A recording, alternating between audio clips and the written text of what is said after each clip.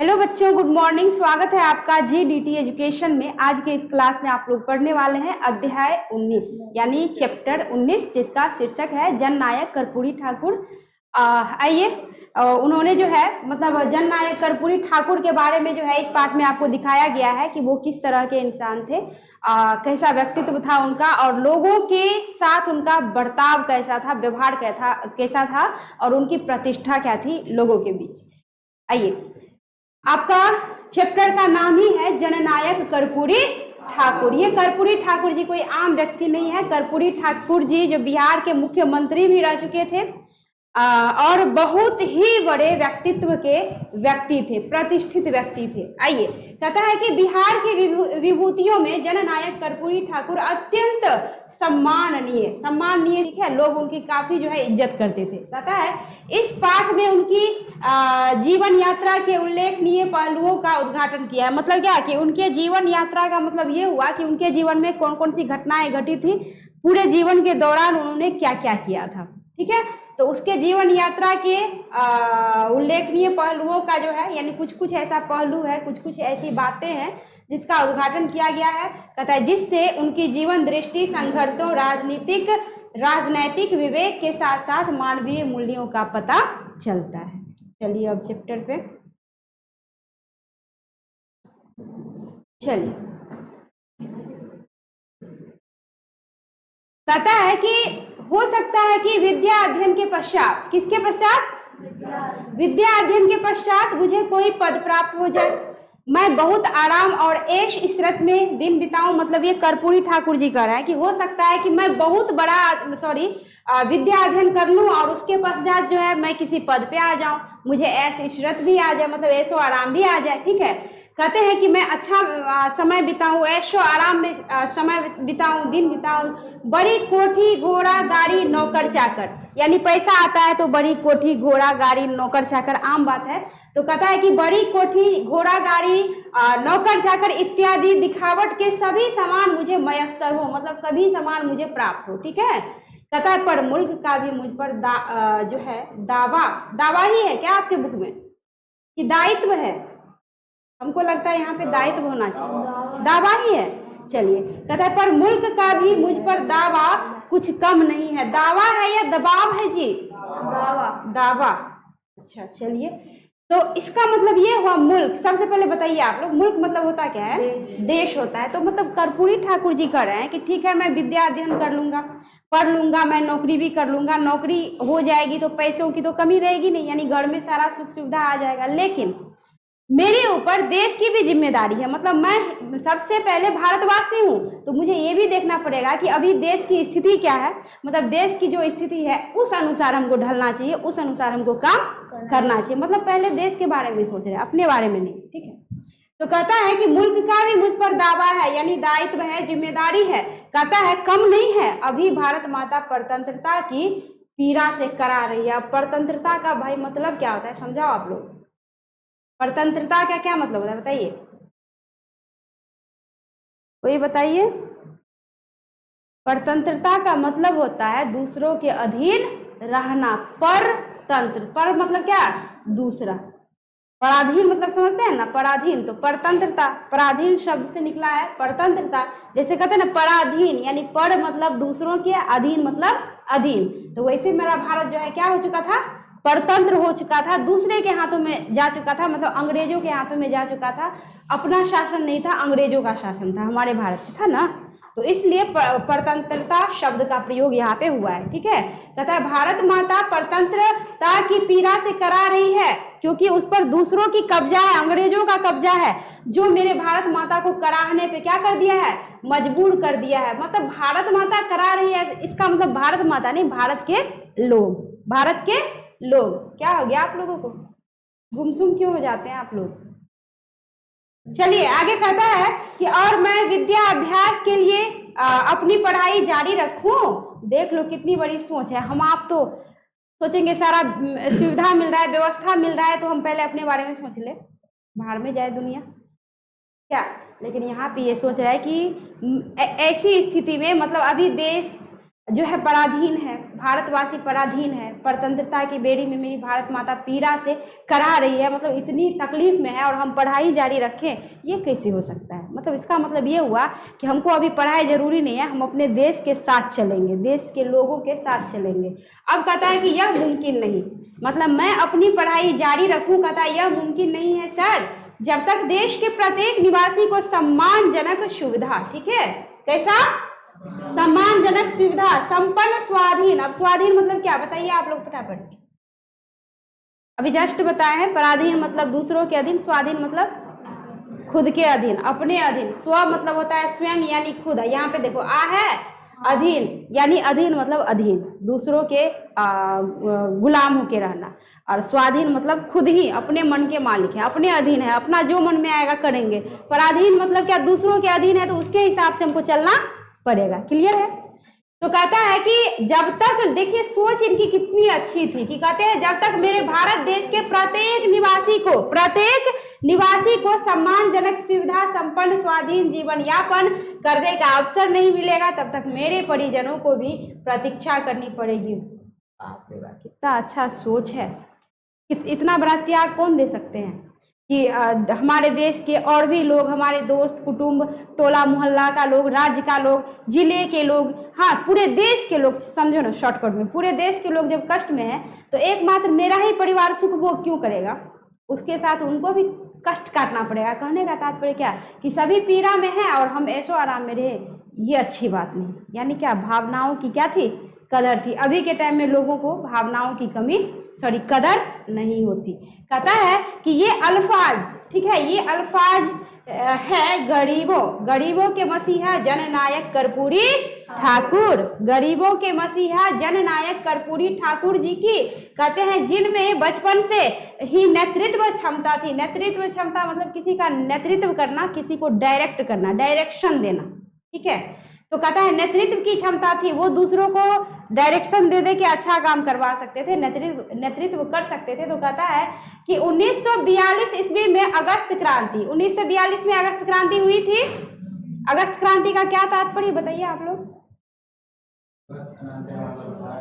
Very good, बस एक ही बच्चे को याद है, आप लोगों को नहीं, हर चीज आयुष ही बताएगा। 1942 ईस्वी में अगस्त क्रांति अर्थात भारत छोड़ो आंदोलन, ठीक है, भारत छोड़ो आंदोलन हुआ था। कहता है के दौरान उन्होंने स्वयं तो कॉलेज का त्याग किया ही साथ दरभंगा, मुजफ्फरपुर एवं आसपास के शहरों के सभी स्कूलों और कॉलेजों में जाकर छात्रों को बहिष्कार के लिए प्रेरित करते हैं। यानी खुद तो कॉलेज छोड़ ही दिए और अपने दोस्तों को जाकर, प्लस स्कूलों में जाकर, कॉलेजों में जाकर सबसे कहने लगा कि अब क्या करो कि अंग्रेजों का क्या करो, बहिष्कार करो। कहता है कि लोकनायक जयप्रकाश नारायण द्वारा कहता है गठित आजाद दस्ता कि वे सक्रिय सदस्य थे। कहता है तंग आर्थिक स्थिति से निजात पाने के लिए उन्होंने गांव के ही मध्य विद्यालय में, किसमें, मध्य विद्यालय में 30 रुपये प्रति मास की दर पर प्रधानाध्यापक, देख लो प्रधानाध्यापक मतलब क्या बताइए जी, प्रिंसिपल के पद पे उन्होंने कितना रुपया, 30 रुपये प्रति माह, यानी प्रत्येक माह के दर पर प्रधानाध्यापक का पद जो है उन्होंने स्वीकार किया, क्योंकि घर चलाना, पेट चलाने के लिए भी रुपया चाहिए होता है। तो कहता है कि स्वीकार किया, दिन में स्कूल में अध्यापन कार्य करते, यानी दिन में पढ़ाने का काम करते, और रात में आजाद दस्ता के सदस्य के रूप में जो भी जिम्मेदारी मिलती वो बखूबी निभाते थे। देख लो, दिन में अध्यापन और रात को जो है आजाद दस्ता। आजाद दस्ता का गठन किसने किया था बताइए फटाफट, किसने, जयप्रकाश नारायण। बहुत अच्छी बात है। चलिए, कहता है कि बखूबी निभाते। 23 अक्टूबर 1943 ईस्वी, 23 अक्टूबर 1943 ईस्वी को रात्रि लगभग 2 बजे, कितना, लगभग 2 बजे, कहता है कि गिरफ्तार कर लिए गए, दरभंगा जेल में डाल दिए गए, ठीक है, गिरफ्तार कर लिए गए और उसके बाद दरभंगा जेल में डाल दिए गए। कहता है यह उनकी पहली जेल यात्रा थी। कहता है कि जो है 23 अक्टूबर 1943 ईस्वी को रात्रि लगभग 2 बजे, कब, 2 बजे जो है गिरफ्तार कर लिए गए और दरभंगा जेल में डाल दिए गए। यह उनकी पहली जेल यात्रा थी, ठीक है, पहली जेल यात्रा थी। कहता है स्वतंत्रता प्राप्ति के पश्चात 1952 में। अच्छा, मेरा देश स्वतंत्र कब हुआ बताइए तो आप लोग, इसको नहीं पता है हाथ उठाइए तो। कब हुआ रमेश? कितना? 43 में। अच्छा चलो शुक्र है, पता तो है। 1947 में जो है, नहीं तो ऐसे ऐसे बच्चे भी हैं जिसको पूछेगी कि देश आजाद कब हुआ तो कंफ्यूज हो जाता है, नहीं पूछता है, कहेगा 26 जनवरी को देश आजाद हुआ। चलो, कहता है स्वतंत्रता प्राप्ति के पश्चात 1952 ईस्वी के प्रथम आम चुनाव, देख लीजिए, आजादी हुई 1947 में, और उसके जो है बाद 1952 ईस्वी के प्रथम आम चुनाव में जो है समस्तीपुर के ताजपुर विधानसभा, कौन सा विधानसभा? ताजपुर विधानसभा निर्वाचन क्षेत्र से कर्पूरी ठाकुर जी जो है सोशलिस्ट पार्टी के टिकट पर, सोशलिस्ट पार्टी मतलब क्या?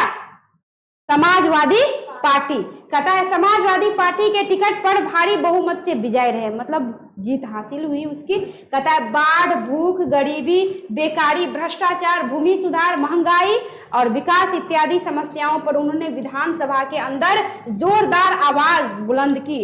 देख लो, ऐसे नेता होना चाहिए, है ना, ऐसे नेता जो है होने चाहिए। कहता है कि सन यानी जीते और जीतने के बाद जो है अपने क्षेत्र के लिए, अपने राज्य के लिए उन्होंने काम करना शुरू कर दिया। कहता है सन 1952 से 1988 के अपने जीवन के अंतिम दिन तक बिहार विधानसभा के सदस्य रहे। ठीक है, 1952 क्वेश्चन आ सकता है यहाँ पे, 1952 से 1988 के अपने जीवन के अंतिम दिन तक जो है बिहार विधानसभा के वो क्या रहे? सदस्य रहे। इस दौरान बिहार विधानसभा के कार्यवाहक अध्यक्ष, विरोधी दल के नेता, उप मुख्यमंत्री एवं 2 बार बिहार राज्य के मुख्यमंत्री भी बने। देख लीजिए, ये जो है विरोधी दल के नेता के रूप में जो है उप मुख्यमंत्री का जो है पद उन्होंने संभाला। उसके बाद 2 बार, एक बार नहीं 2 बार जो है बिहार राज्य के जो है मुख्यमंत्री भी ये रहे। ठीक है, कर्पूरी ठाकुर क्वेश्चन आ सकता है कि कितने बार बिहार के मुख्यमंत्री पद पे जो है रहे थे, तो याद रखिएगा 2 बार। कहता है कि बात जो है सन 1957 की है और ये कर्पूरी ठाकुर गांवों का दौरा कर रहे थे। किसका दौरा? गांव का दौरा कर रहे थे। गांव का दौरा से क्या तात्पर्य बताइए आप लोग? गांव में घूमना, नेता सब घूमते हैं ना जी, इलेक्शन टाइम में। अभी आए थे ना राहुल गांधी, मोदी जी भी आए थे ना मधुबनी, तो हर जगह जब जाते हैं तो घूमते हैं ना। तो कहता है कि दौरा कर रहे थे, उसी दौरान उन्होंने देखा कि एक हैजा पीड़ित अपने जीवन का अंतिम क्षण गिन रहा था। एक हैजा पीड़ित व्यक्ति था, हैजे से पीड़ित था, शिकार था, तो वो जो है अपना अंतिम क्षण गिन रहा था, अंतिम समय गिन रहा था। मतलब क्या कि जब तब वो मर सकता था। ठीक है, कहता है अस्पताल वहां से काफी दूर था और उसे अस्पताल ले जाने के लिए कोई सड़क मार्ग नहीं था, यानी उस टाइम में जो है सड़क भी नहीं था। कहता है कि सड़क मार्ग नहीं था, उनके परिजन उसे मरते देखने के लिए जो है विवश थे, यानी कोई और उपाय था नहीं। जैसे कि दशरथ मांझी पत्नी सामने में मर गई तड़प के, लेकिन कुछ कर नहीं पाए, तो उन्होंने पहाड़ तोड़ने का ही निश्चय कर लिया और पहाड़ को सच में तोड़ दिया। तो देख लो, ऐसे ऐसे कर्मवीर हैं हमारे देश में, और कर्मवीरों के साथ साथ बहुत तकलीफ भी है, मतलब थी उस टाइम में। तो कहता है कि उसके परिजन मरते देखने के लिए विवश थे, क्योंकि अस्पताल ले जाने के लिए सड़क मार्ग नहीं था। उनकी जो है दशरथ मांझी की पत्नी मरी थी, वो भी इसी कारण, सड़क मार्ग नहीं रहने के कारण मरी थी। ठीक है, तो कहता है कि लेकिन कर्पूरी ठाकुर ने हिम्मत नहीं हारी, उन्होंने उस हैजा पीड़ित व्यक्ति को अपने कंधे पर उठाया। देख लो, किसी पद पे है, विधानसभा के सदस्य हैं, तब देखो कोई घमंड नहीं, अपने कंधे पर उठाया और करीब 5 किलोमीटर, कितना किलोमीटर? 5 किलोमीटर पैदल चलकर जो है अस्पताल पहुंचाकर ही दम लिया। 5 किलोमीटर तक अपने कंधे पे उठा के वहां पहुंचाया, तब रुका। बताओ, यहाँ से समझ लो ना, बुथा, यहाँ से बुथा। कहता है कि पहुंचाकर ही दम लिया। वाह, बताओ। कहता है कि जन सेवा और क्षेत्र के लोगों से जुड़ाव की मिसाल कम ही देखने को मिलती है। ये तो निराला जी की बातें याद आ रही है ना, गरीबों के लिए मसीहा थे वो, स्टेशन पे ढूंढ के लोगों का जो है कष्ट दूर करने की कोशिश करते थे।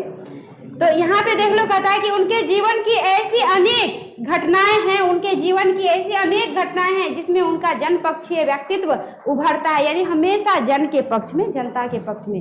पहली बार सचिवालय स्थित पहली बार वो सचिवालय स्थित जो है अपने कार्यालय कक्ष में जाने के लिए पहुंचते हैं। ठीक है, पहली बार जब वो अपने कार्यालय कक्ष में जाने के लिए पहुंचते हैं तो कहता है कि तो उन्हें ऊपरी तल पर जो है ले जाने के लिए जो है लिफ्ट से ले जाया जाता है। ठीक है, लिफ्ट से जो है ले जाया गया, यानी ऊपरी तल पे उसको जाने के लिए किस चीज से ले जाया गया? लिफ्ट से। किस चीज से? लिफ्ट से। ठीक है, लिफ्ट के ऊपर अंग्रेजी में लिखे वाक्य को पढ़ते ही चौंक पड़े। अब ऐसा क्या चीज था जो चौंक पड़े? Only for officers. वहां पे पढ़े ना तो इनका दिमाग जो है हिल गया। मतलब इसका मतलब ये हुआ कि ओनली फॉर ऑफिसर्स मतलब जो पदाधिकारी होते थे वो भी राजपत्रित, ठीक है, वो उसका इस्तेमाल कर सकते थे, यूज कर सकते थे। बाद बाकी जो आम कर्मचारी है वो उससे उसका इस्तेमाल नहीं कर सकते थे। देख लो कितनी भेदभाव थी। तो कहता है कि ओनली फॉर ऑफिसर्स, ये देख के जो है वो चौंक पड़े और कहता है कि शेष कर्मचारियों का आना जाना सीढ़ियों से होता था। देख लो, इस वाक्य से कोई भी चौंक सकता था, लेकिन वही चौंक सकते हैं जिसको जनता से क्या हो? प्रेम हो, लगाव हो, जो जनता के बारे में सोचे, वही चौंक सकते हैं ऐसे ऐसे सेंटेंस से।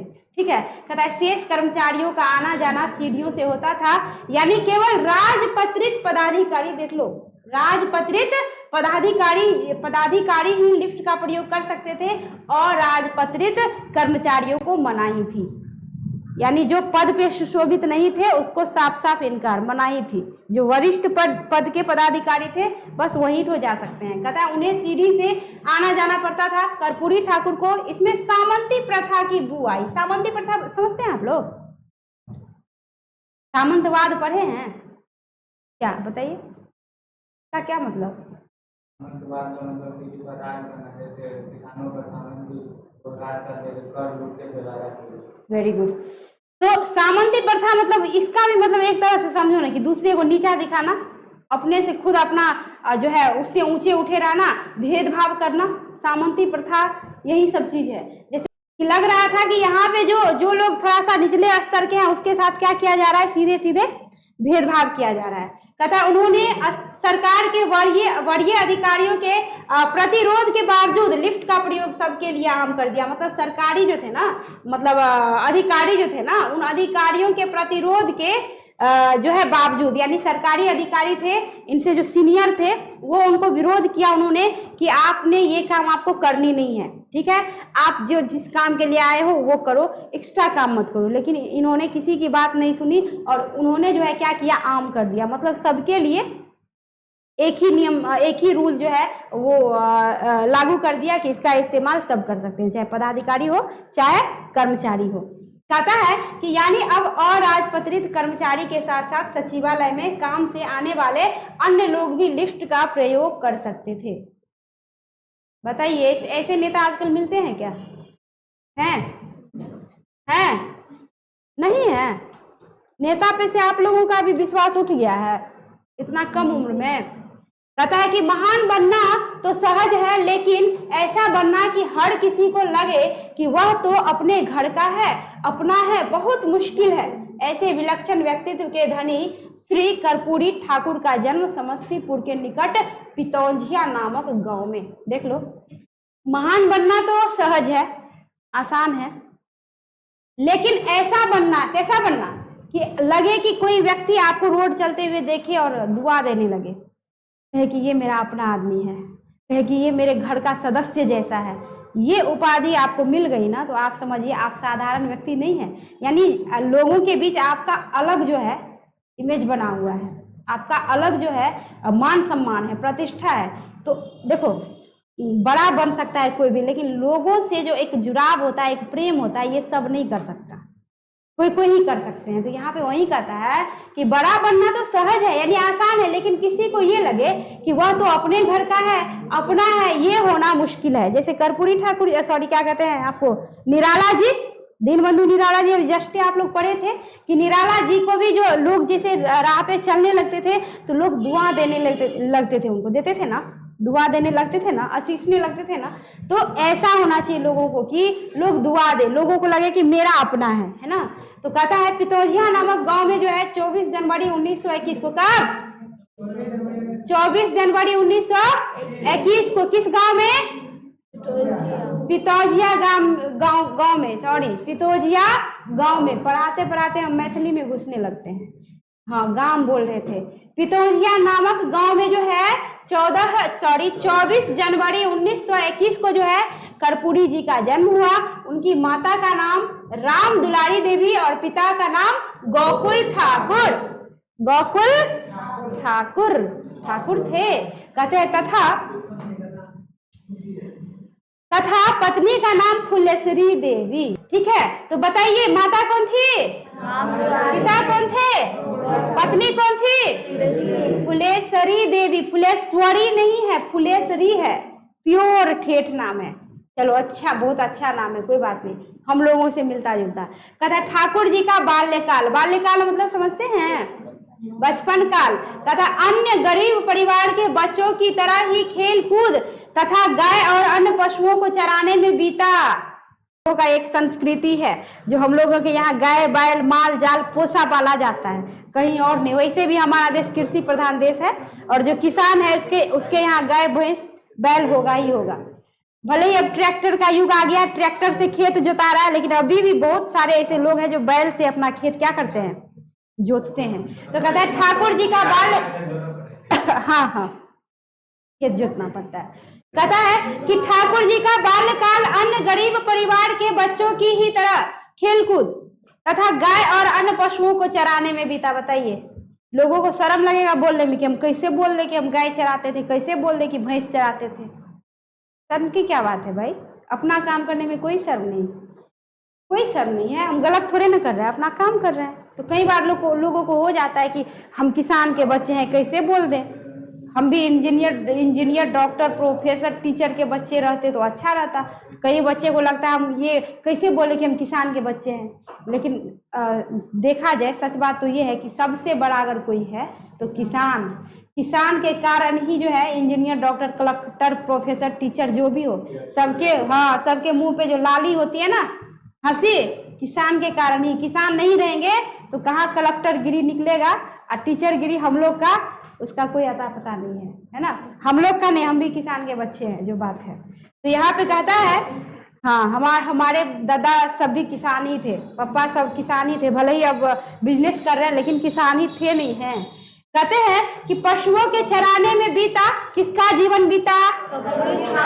कर्पूरी ठाकुर का जीवन नहीं, बाल्यकाल। ठीक है, बचपन। कहता है कर्पूरी जी को दौड़ने और तैरने का शौक था। किसको तैरना आता है? ऐसे हाथ उठाइए, आप लोग भी कमेंट करके बताइए। अच्छा, वाह, सुरकुनिया बुझती है? समझते हो सुरकुनिया क्या होता है? पानी में ऐसे नाक बंद करो, नहीं नाक बंद नहीं किया जाता है, नाक सांस रोक लो और एकदम स्पीड में हाथ पांव चलाते हुए यहाँ पे डूबो और वहां जाके निकलो। तब पीछे महली हम लोग भी बचपन में पोखरी में जब नहाने जाते थे, मार खाते थे अंधुन। मेरे चाचा जी जो है ना, जब पानी, खास करके जब पानी पड़ता था ना, तो पानी जब पड़ता है तो पोखरी का पानी कुछ गर्म हो जाता है, तो और दौड़ते थे एकदम पोखरी में नहाने। हाँ, वहां से नहा के हुआ क्या कि एक बार वापस लौटे ना, तो गाछी सब में खत्ता सब नहीं होता है, उसमें खूब जाके अंधुन कूद फान किए, है ना। उतना समझ नहीं था कि गंदगी होता है, बस पानी देखे नहीं कि बच्चा को पानी से लगाव होता है। मेरे चाचा जी जो है, मेरे छोटे पापा, बांस का छड़ी लिए हैं, डंगाते हुए घर की इसमें जो है बोले यहाँ पे देखो कितना सारा मैला पड़ा हुआ है, गंदगी है चारों ओर, वहां का पानी बह के इसमें आया। कल पे नहीं नहल होता है, लेकिन कौन इतना जानता है बचपन में कल कौन जगह चलाने, सब पोखरिए में जाता है नहाने। अभी भी गांव में पोखरी है तो लोग पोखरी की तरफ दौड़ता है। हमारे मिथिलांचल की यही तो पहचान है कि जिसको कुआं हो, पोखरी हो, यही सब पहचान है हम लोगों का। अलग मजा होता है बचपन का, जो बोलो, अलग आनंद होता है। तो हम लोग भी ऐसे यहाँ पे जो कहता है तैराकी का शौक, तैरते थे हम लोग, रेस लगाते थे कि जो इतना टाइम में, इतना मिनट में इससे उस पार चला जाएगा, तो हम लोग बिस्किट पे पैसा पे चॉकलेट पे शर्त लगाते थे, वो देना पड़ेगा। पकड़ा पकड़ी भी खेलते हैं। उसके बाद वो जो सुरकुनिया बोले, ऐसे पानी में जाके जो है यहाँ से वहां जाना पड़ता है कि एक सांस में लोग कितना दूर जा सकता है। तो ये सब हम भी किए हैं, जो बात है। तो यहाँ पे कहता है कि पशुओं के चराने में बीता। कर्पूरी जी को शौक था किस चीज का बताइए?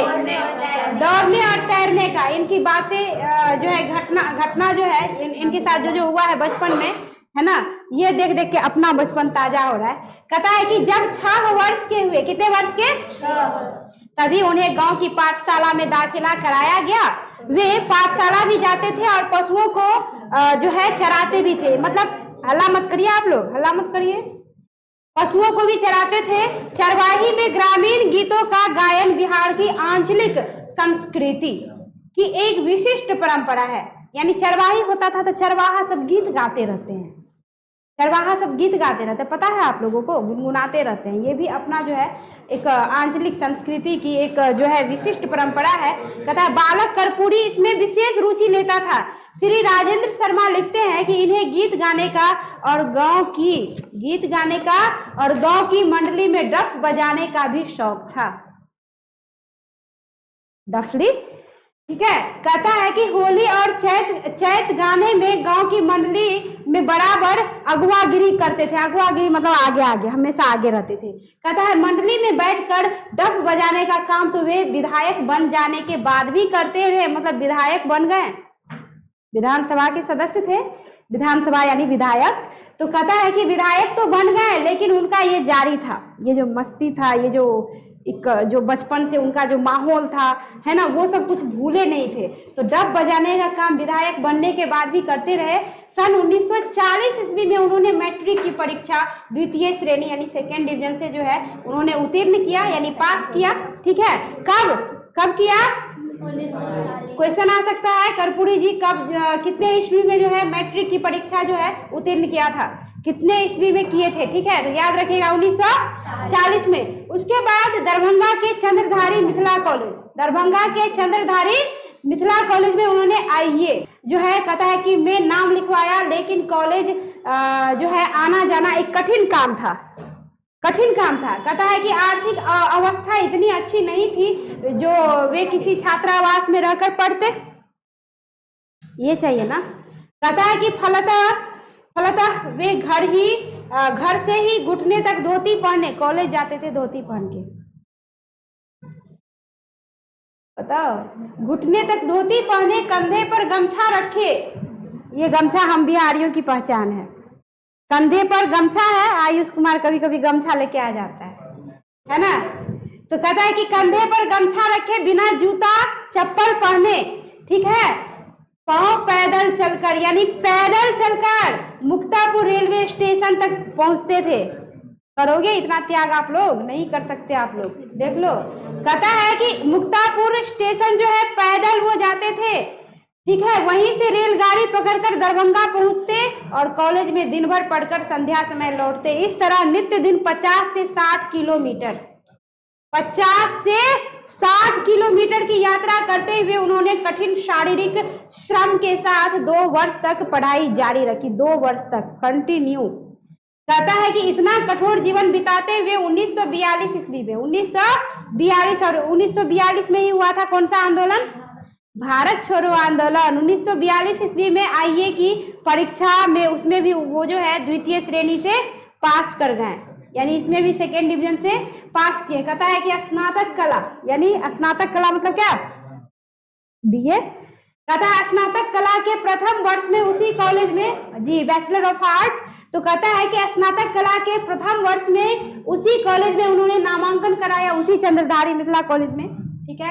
कहता है लेकिन वे 1942 ईस्वी के अगस्त क्रांति में कूदने से अपने को रोक ना सके। दरभंगा जिले में जो है, कहता है कि कुव्यवस्था के खिलाफ, ठीक है, कुव्यवस्था के खिलाफ उन्होंने कैदियों को संगठित करना जो है शुरू कर दिया।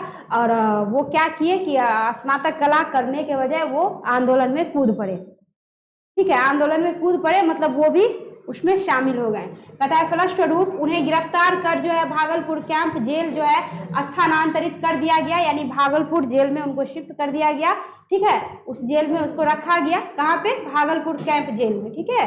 कहाँ? भागलपुर कैंप जेल जो है स्थानांतरित कर दिया गया। और भागलपुर कैंप जेल में कैदियों की सुविधा के लिए 25 दिनों का उपवास,